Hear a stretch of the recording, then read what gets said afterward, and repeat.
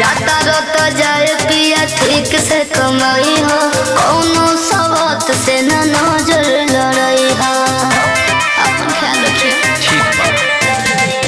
जनी घबराए धनी खात बानी किरिया, जात बानी हम धर्मेंद्र के भिरिया। तोहरा लाय अरुण जय देश से कही के भेजब मोबाइल हम सैमसंग। हेने जाबो कभी चंदन ए राजा जाता रा तू तो नंदन।